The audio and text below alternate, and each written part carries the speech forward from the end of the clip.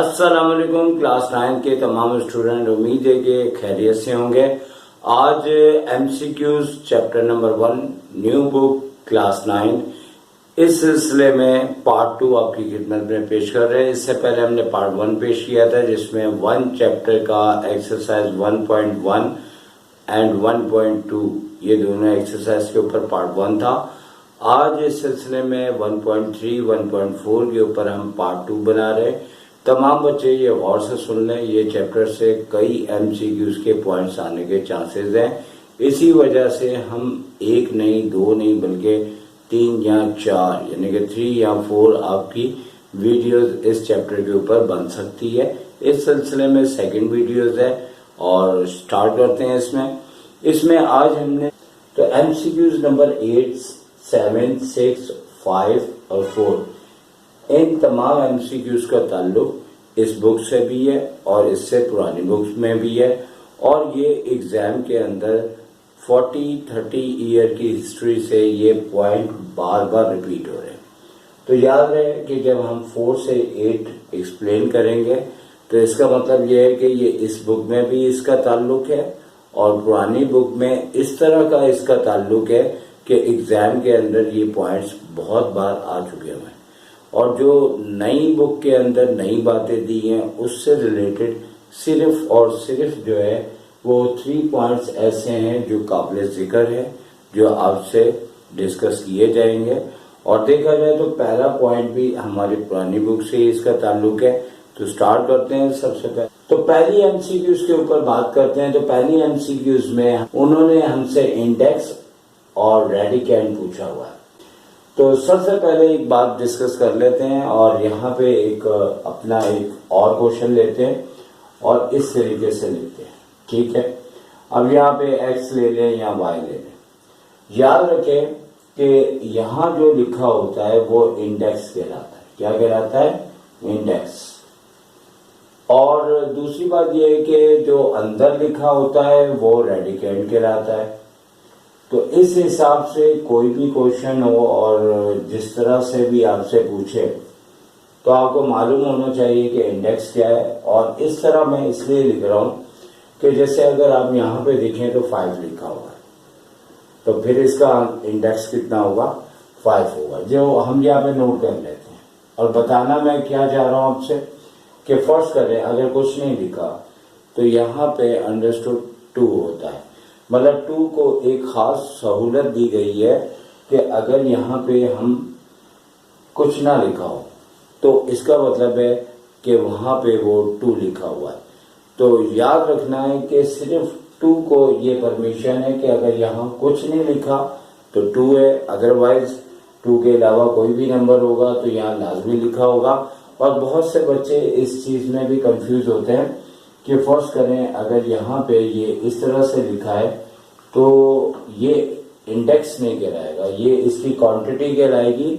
और जो इसके अंदर लिखा होगा जैसे कि आप यहाँ पे देख रहे हैं ये इंडेक्स कहलाएगा। बहुत से बच्चे ऐसे हैं जिन्हें एग्जाम तक ये मालूम नहीं होता कि इसमें, यानी कि अगर मैं ये लिखूं कि ये दोनों बातें एक जैसी नहीं है तो इसका मतलब है कि ये तो इंडेक्स है 5, लेकिन यहाँ इंडेक्स 2 होगा और ये इसकी क्वांटिटी है। और यहाँ क्वांटिटी क्या है? क्वांटिटी का मतलब है इसकी मिकदार। तो यहाँ पे 5 है और यहाँ पे 1 है, तो समझना होगा इस बात को। तो यहाँ पे रेडिकैंड आपके पास होगा x², y और z।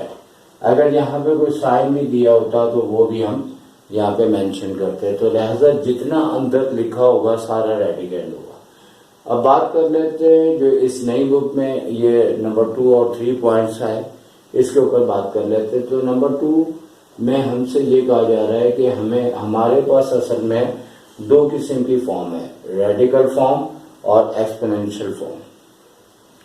और अगर हम बात करें तो ये एक दूसरे के बिल्कुल अपोजिट है। ये जो सेकंड है ये आपके पास रेडिकल फॉर्म लिखी हुई है और इसको आपने एक्सपोनेंशियल फॉर्म में लाना है तो इस तरह की शक्ल बन जाएगी। और अगर इसको आपने एक्सपोनेंशियल फॉर्म से रेडिकल में, यानी कि जाहिर सी बात है कि अगर हाथ यूं दिया जाएगा तो कहा जाएगा कि बैक साइड दिखाओ, और बैक साइड दिया है तो फ्रंट साइड दिखाओ।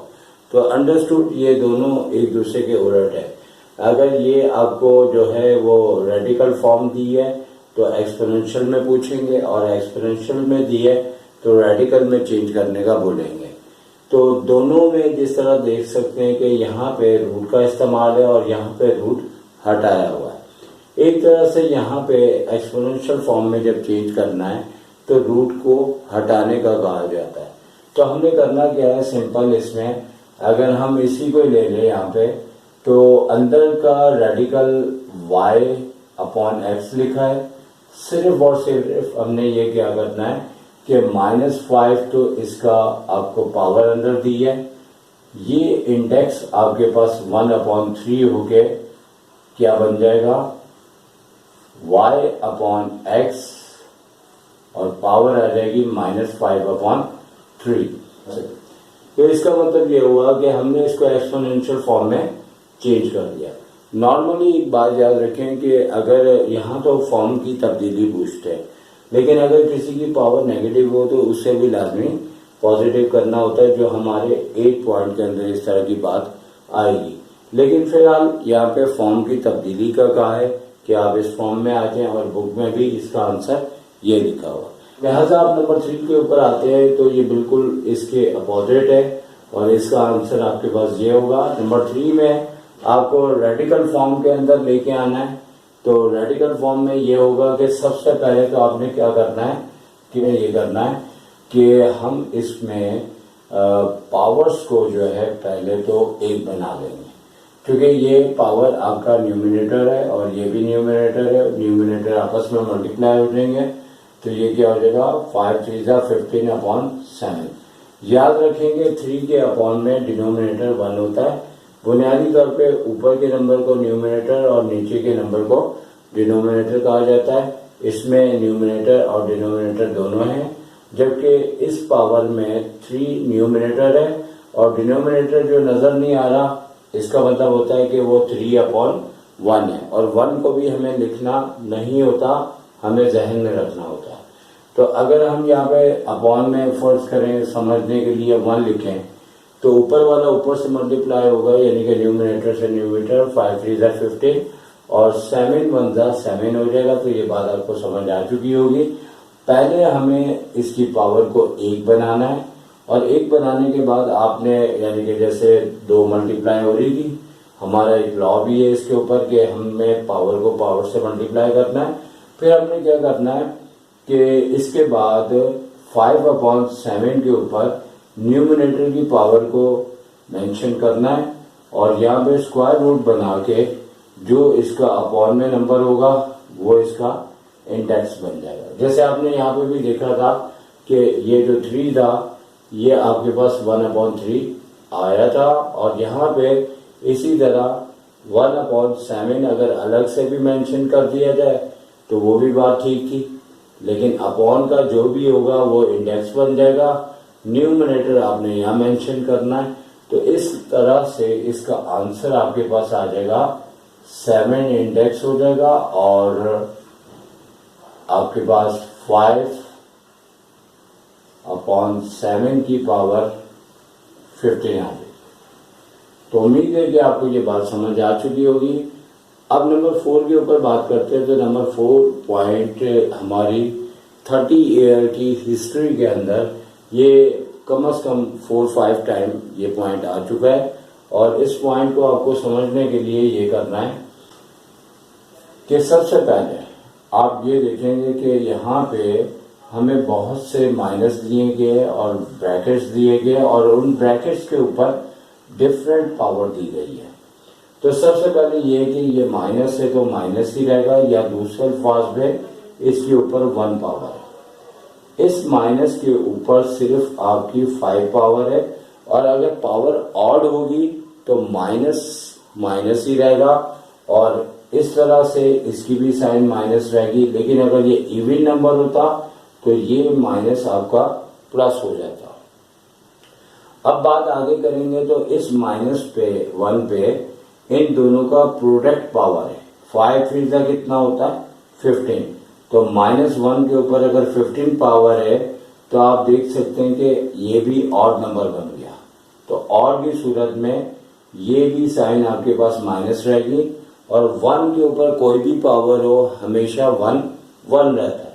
तो यहाँ पे 1 की पावर बेशक कितनी ही क्यों ना बड़ी हो या कितनी अजीबोगरीब टाइप की हो वो ही रहेगी। तो उस सूरत में यानी कि 1 ही आएगा, और फिर minus minus plus plus minus minus का 1, तो लिहाजा इसका आंसर क्या हो गया, माइनस का 1। तो पॉइंट नंबर 4 जो है आपके पास, इसका आंसर क्या हो जाएगा, -1 हो जाएगा। अब इसके बाद हम नंबर 5 पे चलते हैं।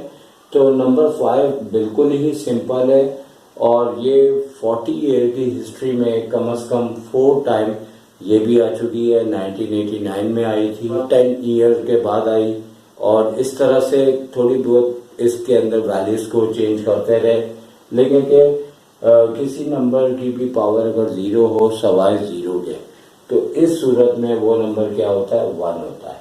तो अगर 5 के साथ x की पावर 0 है तो वो 1 हो जाएगा, अपॉन में क्या आ जाएगा, 9।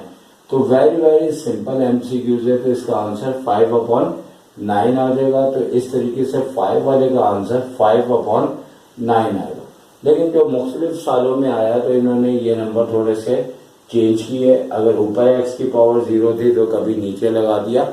लेकिन देखें, ये एमसीक्यूज आपको समझाने का मकसद ये है कि अगर सेम टू सेम आता है तो बहुत अच्छी बात है, अगर थोड़ा 19-20 चेंज आता है तो इसका भी मतलब है कि हमारा बताया हुआ पॉइंट आपके एग्जाम में आ गया। अब फॉर एग्जांपल अगर 5 इंटू एक्स की पावर 0 है, अपॉन 9 है, इसकी जगह अगर आपको यूं पॉइंट दे दिया जाता कि 7 की पावर 0 कर देते, एक्स ऐसे ही कर देते, और यहाँ पे 9 की पावर 0 कर देते, तो इसका आंसर क्या होना था, इसका आंसर x होना था। क्या होना था, x, क्योंकि 7 की पावर 0 वो भी 1 हो गया, 9 की पावर 0 1 हो गया। अगर इस तरह की एमसीक्यूज आती है तो इसका मतलब ये नहीं है कि हमारा पॉइंट उससे रिलेटेड नहीं था। इसका मतलब है कि ये एक पॉइंट है, 19-20 चेंजिंग आ सकती है। और इसके बाद नंबर 6 के ऊपर बात करेंगे। 6 भी किसी दौर में इस तरह के पॉइंट्स बहुत ज्यादा आते रहे। 6 के ऊपर बात करते हैं, और नंबर 6 हमारे पास बहुत बार एग्जाम में आया हुआ है, और इसमें x की पावर 6 मल्टीप्लाई x की पावर -6 है। एक अदद x ले लेंगे और हमें 6 के साथ -6 एक साथ लिख देना है, और जब x की पावर 0 हो जाएगी यानी कि 6 में से 6 लेस किया तो 0 आया, और 0 आने के बाद इसका मतलब है कि इसका आंसर 1 आया। और तमाम बच्चे ये बात जहन में अच्छी तरह से रखें कि ये पॉइंट मुख्तलिफ तरीकों से लेकिन एक ही अंदाज से आता रहा। जैसे x की पावर यहाँ 6 है और -6 है, कभी इन्होंने यहाँ पे 3 और -3, कभी 1 और यहाँ पे -1 लगा दिया, लेकिन काम यही है और आंसर इसका 1 है। तो बिल्कुल सिंपल है, आए तो आप भरपूर इसको फायदा उठाएं, इसका आंसर लेके आए, बहुत ही सिंपल है। और अब बात करते हैं नंबर 7 पे। ये 7 मौजूदा दौर में काफी ज्यादा ये पॉइंट आ रहा है, और इस पॉइंट में हमें करना क्या होगा इस बात को भी हम समझ लेते हैं। तो इसके अंदर ये है कि एक्चुअली 8 के ऊपर पावर दी है 1/3, और 36 के ऊपर पावर दी है 1/2। तो याद रखें कि जब हमारे पास इस तरह का पॉइंट होता है तो हमें इस इंडेक्स को और इस इंडेक्स को कैंसिल करना होता है। तो यहाँ पे देखा जाता है कि ये 8 किस नंबर का क्यूब है, तो हमें मालूम होना चाहिए कि 2 का क्यूब करे तो 8 आता है, तो 1/3 बन जाएगा। इसी तरह 6 का स्क्वायर करते हैं तो 1/2 है, तो 3 से 3 कैंसिल हुआ, 2 से 2 कैंसिल हुआ, तो 2 को जब 6 से मल्टीप्लाई करेंगे तो 12 इसका आंसर आएगा। तो आपने देखा कितना आसान सा और कितना इजी तरीके से हमने इसको फाइंड आउट किया। अब सबसे लास्ट है 8 पॉइंट, और 8 पॉइंट में आपने क्या करना है कि जिस तरह के हमने यहाँ पे 8 को रिप्लेस किया था 2 क्यूब में और इंडेक्स इसका कैंसिल किया था, एक तरह से यहाँ पे 2 आपको ब्रैकेट्स दिए थे, यहाँ पे सिंगल ब्रैकेट है, और काम बिल्कुल वही है, सिर्फ इशू ये है कि यहाँ पे नेगेटिव जो दिया है तो अब आप ये देखिए कि अगर फर्स्ट करें 64 है, बल्कि फर्स्ट क्या करना है, हमें तो यहाँ पे दिया हुआ है तो हमें इस 6 को कैंसिल करना है। तो 64 जो है 2 की पावर 6 है, तो 2 की पावर 6 लगा देंगे और इस तरीके से आपके पास क्या होगा कि 6 न्यूमिनेटर में और ये डिनोमिनेटर में। अगर एमसीक्यूज आए तो आप डायरेक्ट काट सकते हैं, टाइम आपने सेव करना है, लेकिन 2 की पावर +1 आती तो वही आंसर होता, लेकिन -1 पावर आना इस बात का सबूत है कि ये अभी सिंप्लीफाइड फॉर्म में नहीं है। हमें कोई भी नंबर अगर नेगेटिव पावर में नजर आए उसे हमें पॉजिटिव करना है, जबकि यहाँ जो बात आई थी उसमें ये इशू था कि हमें सिर्फ फॉर्म चेंज करना का। अब आंसर जो है वो नेगेटिव पावर है तो इसे पॉजिटिव करना है, तो 1/2 कर देंगे। याद रखें कि किसी की भी पावर अगर नेगेटिव हो तो हम उसे न्यूमिनेटर से डिनोमिनेटर में ले आते हैं और वो पॉजिटिव हो जाती है पावर। अगर डिनोमिनेटर में है तो न्यूमिनेटर में ले जाते हैं तो उसकी पावर पॉजिटिव हो जाती है। तो लिहाजा कहने का मतलब है कि इसका आंसर 1/2 आ चुका है। तो इस तरीके से हमारे जो है वो सारे पॉइंट्स क्लियर हो चुके हैं। सिलसिले में उम्मीद है कि आपको कोई बेहतरी आ रही होगी, आपकी एमसीक्यूज की तैयारी बेहतर हो जाएगी और इंशाल्लाह इसके बाद हम पार्ट 3 1 चैप्टर का लेके आएंगे। आप लोग फायदा उठाएं, अपने दोस्तों को भी बताएं। तो सर शायद इजाजत चाहेंगे। टेक केयर, अल्लाह हाफिज।